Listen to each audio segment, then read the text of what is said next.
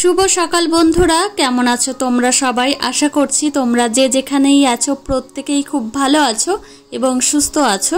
তোমাদের ভালোবাসায় আমিও অনেক ভালো আছি। এস ফ্যামিলিতে আরও একটি নতুন ব্লগে তোমাদেরকে অনেক স্বাগত জানাই।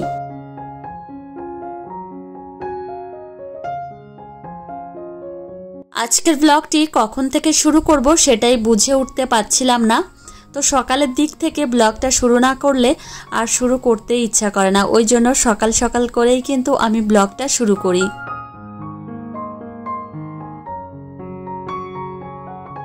আজ হলো মঙ্গলবার আর এখন ঘড়িতে সময় সকাল 10টা বাজে। এদিকে রান্নাঘরে এসেছি, এসেই এখন মাছগুলো আমি আঁশ সারিয়ে নেব, সেই সঙ্গে ধুয়ে পরিষ্কার করে রাখবো। মাছগুলো আজকে জানো তো খুবই টাটকা রয়েছে। তো এর আগেও ইলিশ মাছ এনেছে, কিন্তু এতটা পরিমাণে টাটকা ছিল না, আর মাছগুলো দেখে মনে হচ্ছে তেলও হবে। তো যাই হোক, এখন এই যে পরিষ্কার করে নিয়েছি আর এখন ধুয়েও রাখলাম। ইলিশ মাছ অবশ্য বেশি ধুতে নেই। তো এদিকে আমি কিন্তু এখন সুন্দরভাবে সাজিয়ে তারপর কিন্তু ফ্রিজে রেখে দেব। দুপুরবেলা রান্নাবান্না হবে, আর আজকে আমার মামামকেও ইলিশ মাছ খাওয়াবো। বাড়িতে ইলিশ মাছ আনলেই আমার মেয়েকে কিন্তু আমি খাওয়াই, কিন্তু ওর কোনো রকম কোনো সমস্যাই হয়নি। অনেকের কি হয়, ইলিশ মাছ খাওয়ালে কিন্তু আবার অ্যালার্জির সমস্যা হয়। আমার মেয়েকে কিন্তু 1, 2 বার 3 বার 4 বার খাইয়ে দেখেছি, ওর কিন্তু কোনো সমস্যাই হয়নি। ওই জন্যই কিন্তু আমি নির্দ্বিধায় মামামকে ইলিশ মাছ খাওয়াই। আমি যখন প্রেগনেন্ট ছিলাম তখন কিন্তু ইলিশ মাছ সেই সঙ্গে চিংড়িও খেতাম। অনেকে আবার কি প্রেগনেন্ট অবস্থায় আবার ইলিশ মাছ চিংড়ি খায় না। তো আমার ডক্টর কিন্তু আমাকে সমস্ত কিছুই খেতে বলেছিলেন, ওই জন্য কিন্তু আমি খেতাম। তো এদিকে দেখো, আমি এখন সর্ষে মেলে দিচ্ছি।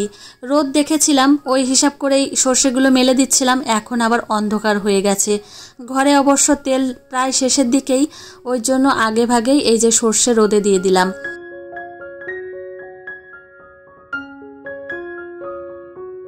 মাম্মাম কিন্তু আমাকে অনেক কাজেই হেল্প করে দিচ্ছে। তো এদিকে সর্ষেগুলো মেলে দিচ্ছে দেখো। তো ওই জন্যই বলি, বাচ্চারা যে কাজটা দেখে সেই কাজটাই কিন্তু শেখে। তো আমি যে কোনো কাজ করতে গেলেই মাম্মাম সেই কাজ করতে যায়। তো এই যে সর্ষেগুলো মেলে দেওয়া হয়ে গেছে, রোদের দেখা অবশ্য নেই। আর আমরা কিন্তু সারা বছরই এরকম ঘানিতে ভাঙানো তেল খাই। আর আমাদের জমি আছে, জমিতে সর্ষে চাষ হয়। আর এবছর অনেক সর্ষে হয়েছে। তো আমরা প্রত্যেক বছরই কিন্তু এই সর্ষের তেল ঘরের থেকেই খাই।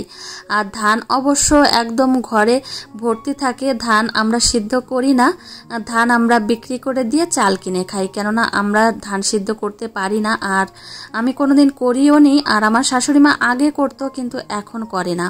আমি পারি না আর কি, কষ্ট হয়ে যায় ওই জন্য। তো এদিকে আমি চলে এসেছি দোতলায়, কি বলতো, মিস্ত্রিদের জন্য চা নিয়ে এসেছি। আর এদিকে রান্নাঘরের কাজ দেখো কতটা সুন্দর হয়েছে, একদম নিখুঁত কাজ হয়েছে।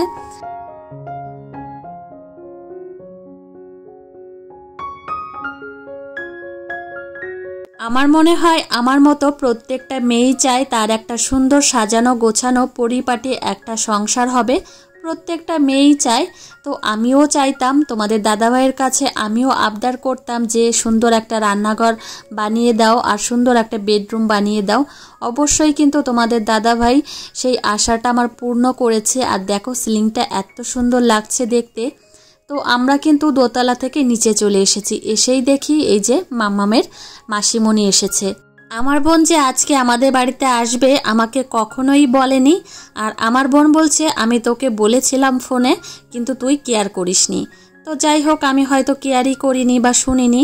তো ও এসেছে, তো মাম্মামকে দেখতে এসেছে। আমার বাপের বাড়িতে যাওয়ার পথেই আমার শ্বশুর বাড়ি পড়ে। তো ওই জন্য আগে মাম্মামকে দেখে তারপর যাবে বাপের বাড়িতে। আর মাম্মাম দেখো কতটা পরিমাণে খুশি ওর মাসিমণিকে পেয়ে, আর ওর দিদিভাইকে পেয়েও কিন্তু খুব খুশি। আর দু বোন কিন্তু একই রকম, তো একই বয়সী, ওই জন্য কিন্তু দুজনের মধ্যে খুব মিল। দেখো একে অপরকে হামি দিচ্ছে। আর দিদি তো খুবই ভালোবাসে বনুকে, আর বনুও কিন্তু খুব ভালোবাসে দিদিভাইকে।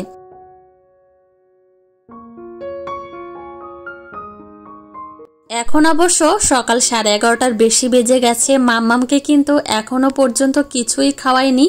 তো এদিকে আমিও বোনের সঙ্গে গল্প করতে ব্যস্ত হয়ে পড়েছি। আর আমরা দু বোন এক জায়গায় হলে যে কত গল্প করি তার কোনো ঠিক ঠিকানা নেই।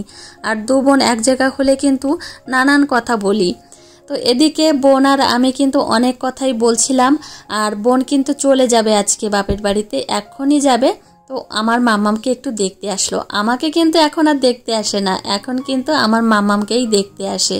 বোনকে বারবারই বলছিলাম যে দুপুরের খাওয়া খেয়ে তারপর যাস, তো ওরা বলল কি না এখানে আর খাবো না, বাড়িতে রান্না বান্না হচ্ছে, দাদা ইলিশ মাছ এনেছে, মাংস এনেছে, তো ওইখানেই খাওয়া দাওয়া করবো দুপুরবেলা।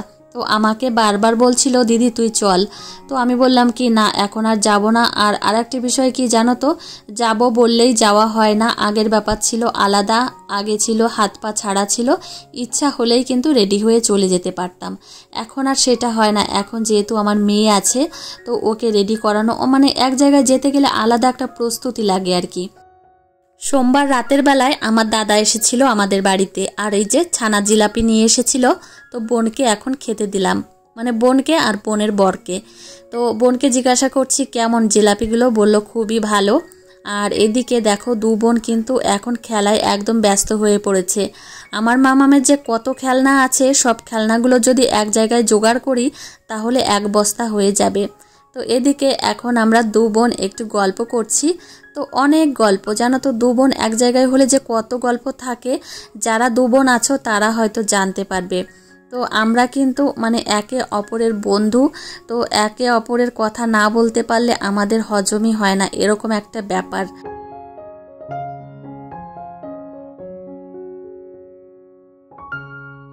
বোন বলছিল মামামের জন্য কি তৈরি করেছি সেটা একটু দেখাতে, তো বোনকে বলেছিলাম যে মামামের একজোড়া চুড়ি বানিয়েছি, তো তোকে দেখাবো। তো ও এসেছে, আমাকে বলছিল যে দিদি চুড়ি জোড়া দেখা যে কেমন হয়েছে, তো আমি বলছি আচ্ছা তাহলে দেখাচ্ছি।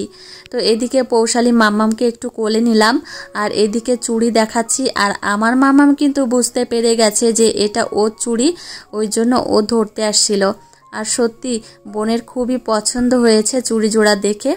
তো চুড়ি জোড়া কিন্তু এখন পরাবো না, মামামের জন্মদিনের পরেই পরাবো। ওদের খাওয়া দাওয়া হয়ে গেছে, এখন ওরা দোতলায় যাবে ঘর দেখতে, মানে ঘর কত দূর কি হয়েছে কেমন হয়েছে সেটা দেখার জন্য। তো এদিকে মেসোমণি মানে মামামের মেসোমণি কিন্তু দেখছিল সব কিছু, আর এখন ওরা বেরিয়ে যাবে, সব মিলিয়ে হয়তো আধ ঘন্টা মতো ছিল। তো এখন ওরা বেরিয়ে যাচ্ছে দেখো, আর আমার মাম্মাম এখনই কান্না জুড়ে নেবে। তো এতক্ষণ কিন্তু খুব আনন্দের মধ্যেই ছিল যে মাসিমণি এসেছে, দিদিভাই এসেছে, মেসোমণি এসেছে, এখনই শুরু হবে কান্না। তো এইভাবেই কিন্তু কান্না করতে থাকে বাড়িতে কেউ আসলেই।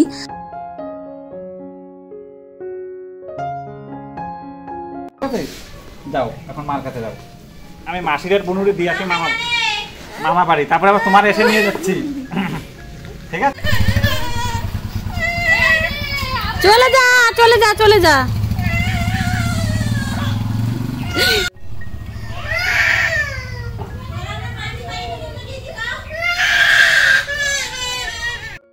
মাম্মাম এত পরিমাণে কান্না করছিল, ওর কান্না দেখে আমারই কান্না পেয়ে যাচ্ছিল। তো যাই হোক অনেক কষ্ট করে ওকে খাইয়েছি, তারপর ওকে স্নান করিয়ে ঘুম পাড়িয়ে দিয়েছি। এদিকে আবার রান্নাঘরে আসলাম, এখন আবার এই যে মামামের জন্য এক পিস ইলিশ মাছ ভাজবো। তো আমি কিন্তু মামামকে যখন ইলিশ মাছ খাওয়াই তখন বেশিরভাগ সময় ঝোল না হলে কোনো সবজি দিয়ে রান্না করে দিই, কিন্তু আজকে ভাবলাম যে শুধু এক পিস ইলিশ মাছ ভেজে দেব, আর ডাল রান্না করেছি সেই ডাল দিয়েই খাবে। তো এদিকে ইলিশ মাছ দেখো এখন আমি ভেজে নিচ্ছি, আর সত্যি ইলিশ মাছটায় এত পরিমাণে তেল হয়েছিল, এক পিস মাছ আমি ভেজেছিলাম আর এত পরিমাণে তেল বেরিয়েছিল, তো ধোয়ার সময় কিন্তু বুঝেছিলাম যে ইলিশ মাছে তেল বেরোবে। তো যাই হোক এদিকে আমি কিন্তু হালকা করে ভেজে নেব, বেশি ভাজবো না, আবার বেশি শক্ত করে ভাজতে গেলে কিন্তু ইলিশ মাছের ভেতরে যে তেল আছে একদমই বেরিয়ে যাবে।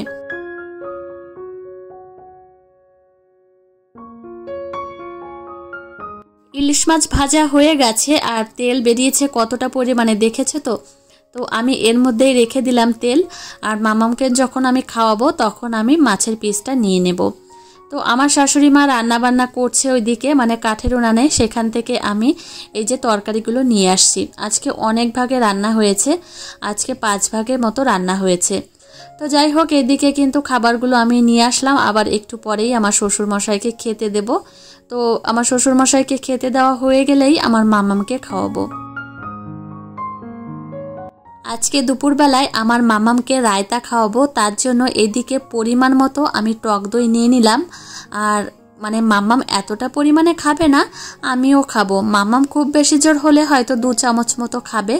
আর এদিকে কিন্তু আমি গ্রেট করা গাজর দিয়েছি, সেই সঙ্গে এর মধ্যে দিয়েছি টমেটো, পেঁয়াজ কুচি আর দিয়েছি শসা কুচি। আর এখন পরিমাণ মতো আমি লবণ দিয়ে দিলাম। তোমরা চাইলে এর মধ্যে কিন্তু বিট নুনও দিতে পারো। তো আমি কিন্তু একটু স্বাদ অনুযায়ী, মানে একটু স্বাদের ব্যালেন্স করবে সেই অনুযায়ী আমি একটু চিনি দেবো সামান্য পরিমাণে। তোমরা চাইলে নাও দিতে পারো। তো এই খাবারটা কিন্তু বাচ্চাদের খাওয়ালে বাচ্চাদের যে হজমের সমস্যা হয় সেটা কিন্তু একদমই দূর হয়। আর বর্ষার সময় কিন্তু দই খাওয়ানো বাচ্চাদের খুবই ভালো, বিশেষ করে টক দইটা। তো এদিকে দেখো মামামের জন্য এখন আমি ভাত রেডি করছি। তো মামামকে কিন্তু এখন আমি দুপুরবেলায় খাবারটা সুন্দরভাবে সাজিয়ে পরিপাটি করে দিই। আর সাজিয়ে গুছিয়ে পরিপাটি করে দিলে কিন্তু দেখতেও বেশ ভালো লাগে, আর যে খায় তারও কিন্তু মনের মধ্যে আনন্দ লাগে। একটা প্রচলিত কথা আছে জানো তো, ছোটবেলা থেকেই শুনে আসছি, সেটা হচ্ছে আগে দর্শনদারি তারপর গুণ বিচারি। তো আগে দর্শনেই যদি পছন্দ না হয় তাহলে গুণ দিয়ে কী হবে বলো? তো ওই জন্যই তো এদিকে মামামকেও কিন্তু আমি সেইভাবে সুন্দরভাবে খাবারটা সাজিয়ে দিয়েছি। আর এই খাবারটা দেখে কিন্তু আমার মামামও মনে মনে অনেকটা পরিমাণে আনন্দ পাবে। তো এখন আমার মামামকে এই যে ভাত খাওয়াতে নিয়ে চলে এসেছি। আর এখন কিন্তু আমি মামামকে বেশিরভাগ সময় এই বারান্দাতে বসিয়েই কিন্তু খাওয়াই। তো মামামকে এই যে দেখো হাত দিয়ে খাইয়ে দিচ্ছি। মামাম কিন্তু হাত দিয়ে খেতেও পছন্দ করে, চামচ দিয়ে খেতেও কিন্তু পছন্দ করে, ও দুটোতেই অভ্যস্ত। হ্যালো বন্ধুরা, এখন ঘড়িতে সময় কিন্তু বিকাল 5:30 বাজে। তো এদিকে আমি দোতলায় এসেছি, তোমাদের দাদাভাই ফ্যান লাগাচ্ছে, তো সেটা দেখতে এসেছিলাম। আর কি ফ্যান কিনলো সেটাও দেখতে এসেছিলাম। আর এদিকে এখন আমি রান্নাঘরে রয়েছি। আর রান্নাঘরটা এত সুন্দর লাগছে, সত্যি মনের মতো হয়েছে। তো যেটা আমি মনে আশা করতাম যে আমার রান্নাঘরটা খুব সুন্দর হবে, তেমনই হয়েছে। আর এদিকে এই কাজগুলো এখনো লাগানো হয়নি, হয়তো 2-1 দিনের মধ্যেই হবে। আর এখানে সমস্ত বাসন কোসন গুলো রাখবো, পরে তোমাদের এক সময় দেখাবো। তো চলো এখন নিচে যাই। আর 6টার সময় আবার মামামকে খাওয়াতে হবে, মানে 6টা 6:30টার দিকে, তো সেটারও প্রস্তুতি করতে হবে। তো চলো নিচে যাই ঝটপট করে। আর এদিকে রান্নাঘর থেকে বেরোতে ইচ্ছা করছে না, মনে হচ্ছে এখানেই থাকি। আর রান্নাঘরটা কিন্তু পরিষ্কার করতে হবে, নোংরা রয়েছে, মিস্ত্রিরা পরিষ্কার করেছেন যেহেতু, তবুও নোংরা রয়েছে। আমি কালকে সকাল নাগাদ পরিষ্কার করব। তো এত সুন্দর লাগছে, সত্যি কথা বলতে খুবই ভালো লাগছে। তো চলো নিচে যাই এখন, আর মামামকে খাওয়াতে হবে যেহেতু। এই যে দেখো তোমাদের দাদাভাই ফ্যান লাগাচ্ছে, তো এটাই দেখতে এসেছিলাম যে কি ফ্যান লাগাচ্ছে।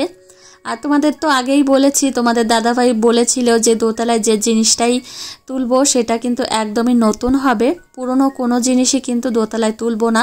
ওই জন্যই কিন্তু টিভি কিনলাম, ফ্রিজ কিনলাম, সেই সঙ্গে কিন্তু চিমনি কিনলাম, ওভেন কিনলাম। তো অনেক জিনিসই কিন্তু কিনেছি, এখনও অনেক জিনিস কেনা বাকি আছে, সেগুলো আস্তে আস্তে করেই কিনবো। এদিকে দেখো আমার মা আবার মাংস পাঠিয়েছে, খাসির মাংস, আর এদিকে ইলিশ মাছ। তো আমি তো খেতে অতটা পছন্দ করি না খাসির মাংস, তোমাদের দাদাভাই পছন্দ করে। তোমাদের দাদাভাইয়ের জন্য খাসির মাংস পাঠিয়েছে, এদিকে ইলিশ মাছ আমার জন্য পাঠিয়েছে। আর খাসির মাংসর ঝোল একদমই পড়ে গেছে, মানে ঢাকনটা খুলে গেছিলো, ওই জন্য পড়ে গেছে। তো এদিকে আমি মাথা খেতে পছন্দ করি জন্য আমার মা এই যে 1 পিস মাছ, সেই সঙ্গে একটা মাথাও পাঠিয়ে দিয়েছে। তো মা তো মেয়ের মন বোঝে। তো এদিকে কিন্তু এগুলো রেখে দেবো সাইড করে, রাতের বেলায় খাবো। আর আজকে সন্ধ্যার সময় মামামকে এই যে আমি সেরেলাক খাওয়াবো, তার জন্য এই যে খাবার নিয়ে এসেছি। এখন এই যে আমার সোনামণিকে খাইয়ে দেব। চলো তবে আজকের ব্লগটি এখানেই শেষ করছি। তোমাদের কেমন লেগেছে অবশ্যই জানিও, ভালো লাগলে কিন্তু একটা লাইক কমেন্ট করতে ভুলো না।